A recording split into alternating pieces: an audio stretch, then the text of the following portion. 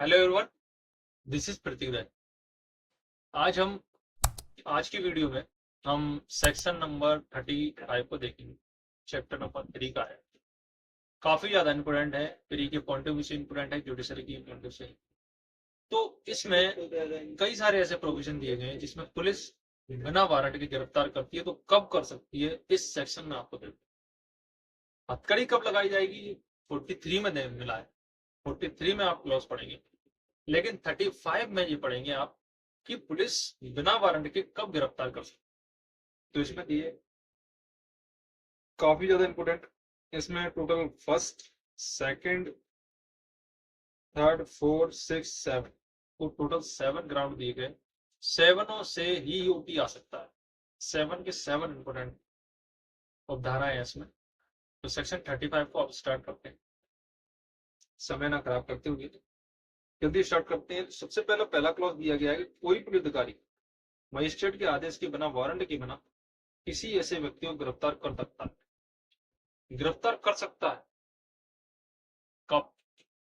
पहला क्लास लिखा है कि जो पुलिस अधिकारी की उपस्थिति में कॉग्निटिव ऑफेंस करता है। पुलिस अधिकारी खड़ा हुआ है, उसकी उपस्थिति में, उसकी प्रेजेंटेशन में कॉग्निटिव ऑफेंस करता है। कॉग्निटिव ऑफेंस करने का मतलब यह है कि संज्ञेय अपराध करता है। संज्ञेय अपराध यानी जिसमें पुलिस बिना वारंट के गिरफ्तार कर सकती, तो अगर वहां करता है, अगर संज्ञेय अपराध उसने किया है, डेफिनेशन क्लॉज में आपने पढ़ा संज्ञेय अपराध का मतलब क्या है। पुलिस बिना वारंट के उसने गिरफ्तार कर सकती है।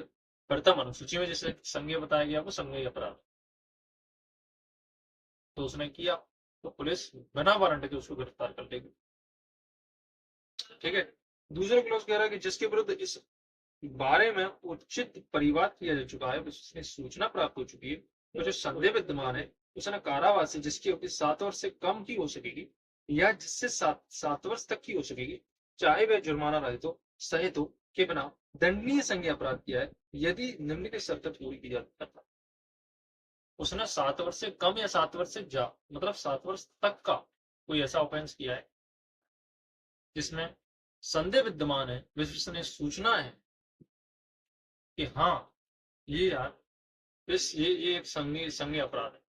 अब इसमें कुछ इंग्रेडिएंट दिए गए, इसमें दिए गए कि पहला दो पॉइंट दिए गए। पहला दिया गया पुलिस अधिकारी के पास ऐसे परिवार या सूचना संदेह के आधार पर, मतलब पुलिस को परिवार प्राप्त हुआ है या फिर सूचना हुआ है, सूचना मिली है या फिर संदेह के आधार पर विश्वास करने का कारण है, मतलब विश्वास करने का कारण है, रीजन टू बिलीव है कि उस व्यक्ति ने उसको अपराध किया है। अगर ये उसको एक तरीके से कैसे पता चलेगा, जो सूचना होगी उसके बाद तभी तो पता चलेगा पुलिस को कि हाँ नहीं विश्वास करने का कारण है यार, इसने ऑफेंस किया होगा, तब पुलिस बिना वारंट की गिरफ्तार कर लेगी।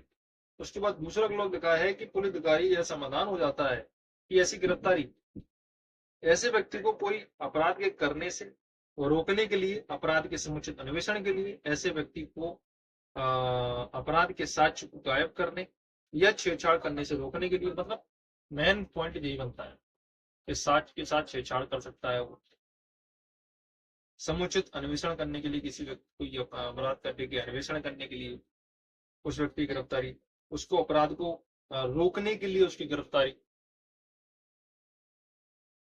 ठीक है। उसके बाद घ में दिया गया, चौथा पॉइंट दिया गया, व्यक्ति को जो उस मामले में तथ्यों से परिवीक्षित है उत्प्रेरित करेगा धमकी देने या उसको वचन देने से, जिससे उसे न्यायालय पुलिस अधिकारी को ऐसे तथ्यों को प्रकट न करने के लिए मनाया जा सके, रोकने के लिए, या जब तक ऐसे व्यक्ति को गिरफ्तार नहीं किया कर लिया जाता, न्यायालय उसकी उपस्थिति में उपस्थित सुनिश्चित नहीं की जा सकती। आवश्यक है और पुलिस अधिकारी ऐसी गिरफ्तारी करते समय अपने कारणों को लेखबद्ध करेगा। अगर उसकी गिरफ्तारी भी नहीं करता तो भी कारणों को लेखबद्ध करने पड़ेगा, ये प्रोवाइड कहता है। गिरफ्तारी कर रहा है तब तो करना ही पड़ेगा कारणों को लेखबद्ध, लेकिन नहीं कर रहा है तब भी उसको लेखबद्ध करना पड़ेगा कि क्यों नहीं कर रहा है। ठीक। उसके बाद इसे गा में गा दिया गया है थर्ड नंबर का दिया गया है कि जिसके विरुद्ध विश्वसनीय सूचना प्राप्त हो चुकी है कि उसने कारावास से, जिसकी अवधि 7 वर्ष से अधिक है, जुर्माना सहित है, रहित है, मृत्यु दंडादेश से दंडनीय अपराध किया, मतलब 7 वर्ष से अधिक का दंड किया है, मृत्यु दंड से दंडित है, वो वाला ऑफेंस उसने किया है, तो क्या होगा? तो उसको पुलिस बिना वारंट की गिरफ्तार कर लेगी। ना तो पुलिस का आदेश चाहिए, ना मजिस्ट्रेट का कोई आदेश चाहिए, ना ही कोई वारंट चाहिए, डायरेक्ट गिरफ्तारी। ठीक है। उसके बाद जो या तो इस संहिता के अधीन राज्य सरकार के आदेश द्वारा अपराधी उद्घोषित कर दिया गया है, इसको आप इंडिकेट कर लें, मतलब कुछ कुछ पॉइंट इसमें जो दिए गए हैं वो इसको आपको बाहर ही लिख, कि उद्घोषित अपराधी डिक्लेयर कर दिया गया है तब राज्य सरकार द्वारा। उसके बाद इसमें जो घाटेवाड़ आता है, जिसके कब्जे में कोई ऐसी चीज पाई जाती है जिसकी चुराई हुई संपत्ति होने का उचित संदेह किया जा सकता है कि जिस पर ऐसी चीज के बारे में अपराध करने का उचित रूप से संदेह किया जा सके। उसके बाद 4 दिया गया है कि पुलिस अधिकारी को उस समय बाधा पहुंचाता है जब वे अपने कर्तव्य का निर्वहन कर रहे हैं, तब आप बाधा पहुंचा रहे हैं, पुलिस आपको गिरफ्तार कर लेगी। विधिपूर्ण परीक्षा से निकल भागा है, निकल भागने का प्रयत्न कर रहा है, तब आपको गिरफ्तार कर लेगी। उसके बाद बोल रहा है कि जिस पर संघ के सशस्त्र बलों को किसी अभित्याजक होने का संदेह है, तब आपको गिरफ्तार कर लेगी। उसके बाद बोलता है कि जो भारत से बाहर किसी स्थान से किसी ऐसे कार्य के किए जाने से जो यदि भारत में किया गया होता और तो ऑफेंस होता, यानी किसी अन्य देश में आपने कर दिया और उसके साथ हमारे देश की प्रत्यर्पण संधि है, ठीक है, इस कंडीशन। प्रत्यर्पण संधि क्या होती है? प्रत्यर्पण संधि का मतलब यह है कि एक इंटरनेशनल बेस पर एक संधि की जाती है, एक समझौता किया जाता है, तो प्रत्यर्पण संधि होती है, उससे संबंधित कोई अपराध है। या फिर आगे लिखा हुआ है जो छोड़ा गया सत्यादोष होते हुए 394 की धारा 5 के अधीन बताए गए नियमों का भंग करता है। तो 394 क्लॉज 5 में पते की सूचना देने के बारे में प्रावधान है, तो अगर वह कुछ करता है, उसके नियम का भंग करता है, तो उस कंडीशन में क्या है, जब निर्णय सुनाया जाता है तो निर्णय के साथ साथ उसमें बताया जाता है, अगर किसी कन्विक्शन किया गया और बताया जाता है कि आपको पते की सूचना देनी हो, तो उसके उस नियम का उल्लंघन कर दिया जाता है। उस पते की सूचना के बारे में उधर ही पड़ेगा क्या है उसके बारे में पढ़ेंगे। उसके बाद आगे आए तो इसमें लास्ट का दिया गया जिसकी गिरफ्तारी किसी अन्य पुलिसअधिकारी लिखित रूप में प्राप्त हो चुकी है, तो उसकी गिरफ्तारी वारंट की बिना हो जाएगी। अब सेकंड क्लॉज ये कह रहा है कि जो सेक्शन 39 के उपबंधों के अधीन रहते हुए ऐसे किसी व्यक्ति को असंज्ञेय अपराध का संबंध है जिसके विरुद्ध कोई परिवार की अधिकार विषय में सूचना प्राप्त हो चुकी है कि उचित सत्य विद्यमान है कि उसने वह संबंध रह चुका है, मजिस्ट्रेट के वारंट और सिवाय गिरफ्तार नहीं किया जाए। कॉग्निजेबल ऑफेंस है तो कर लेगी पुलिस, नॉन इग्नोर करना बराबर की गिरफ्तार नहीं कर सकती, सेकंड क्लॉज। थर्ड क्लॉज बोल रहा है कि पुलिस अधिकारी ऐसे किसी मामले में जो धारा 1 के अधीन किसी व्यक्ति की गिरफ्तारी अपेक्षित नहीं है, उन उस व्यक्ति को जिसके विरुद्ध इस बारे में उचित परिवाद किया जा चुका है, जिसने सूचना प्राप्त हो चुकी है, उसे संदेह विद्यमान है कि उसने संज्ञेय अपराध किया है, उसके समुचित ऐसे अन्य स्थान पर जो सूचना में निर्दिष्ट किया जाए उपसंजात होने के लिए निर्देश देते हुए सूचना जारी करेगा। तो अगर उसको पता चला है कि हाँ मेरे जुरिडिक्शन में या मेरे क्षेत्र में ऐसा कुछ ऑफेंस हो गया है, उसकी गिरफ्तारी अपेक्षित नहीं है, लेकिन परिवाद मुझे मिला है, संदेह विद्यमान है कि हाँ उसकी गिरफ्तारी किया नहीं चाहिए, तो पुलिस के बारे में सूचना में निर्दिष्ट किया जाए उपसंजात होने के लिए निर्देश देते हुए सूचना जारी करेगी। ठीक है। उसके बाद फोर्थ क्लॉज क्या कह रहा है, 35 पे कह रहा है कि जहां सूचना किसी व्यक्ति को जारी की जाती हो, वहां उस व्यक्ति का यह कर्तव्य होगा कि वह सूचना के निर्बंधों का अनुपालन करे और वो न्यायालय में आए या फिर कोर्ट थाने में आए। आपको सूचना मिली और सूचना मिलने पर आप नहीं आए तो आप पुलिस गिरफ्तार कर लेगी। ठीक है।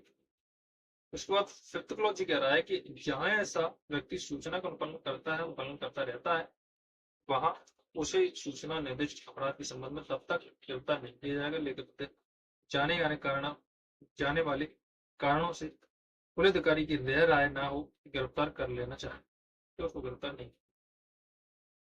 सिक्स क्लॉज अनुपालन करने में असमर्थ रहता है, सूचना निर्बंधों का अनुपालन करने में असमर्थ रहता है, पहचान कराने का निश्चुक है, तो पुलिस अधिकारी ऐसे आदेशों को रहते हुए नियमित किसी स्टेशन न्यायालय द्वारा पारित किए गए सूचना वाणिज्य अपराधों के लिए गिरफ्तार उसे कर सकता है। पहचान नहीं बताई, आप इच्छा नहीं कर रही आपकी देवी की पहचान बताने की, तो आपको गिरफ्तार कर लिया जाएगा। उसके बाद 7 क्लॉज जो कह रहा है कि बहुत इंपोर्टेंट है प्री, कोई भी गिरफ्तारी ऐसे अपराध के मामले में जो 3 वर्ष से कम कारावास से टलनी है, ऐसा व्यक्ति जो विकलांग है, 60 वर्ष से अधिक की आयु का मतलब बुजुर्ग हो गया, ऐसे अधिकारी जो पुलिस उप अधीक्षक से नीचे पोस्टिंग करना हो, मतलब superintendent of police SP ASP की बात चली, ठीक है। पुलिस उप अधीक्षक से नीचे पंक्ति करना हो कि पूर्व सम्मति की करना नहीं है। कहने का मतलब यह है कि कोई किसी व्यक्ति, ऐसे व्यक्ति ने कोई ऑफेंस, ये संज्ञेय अपराध किया है जो कि विकलांग है, ऐसा कोई अपराध किया है जो 3 वर्ष की अवधि से नीचे का, 3 वर्ष के कारावास से दंडित नहीं है, मतलब से नीचे का, 2 वर्ष से ऊपर का संज्ञेय कॉग्निजेबल ऑफेंस हो जाता है, लेकिन 2 वर्ष से तो ज्यादा है लेकिन 3 वर्ष से कम है, तो उस कंडीशन में क्या होगा? तो ये बोल रहा है कि वहां एएसपी की परमिशन लगेगी तब आप गिरफ्तारी कर सकते हैं, ठीक है।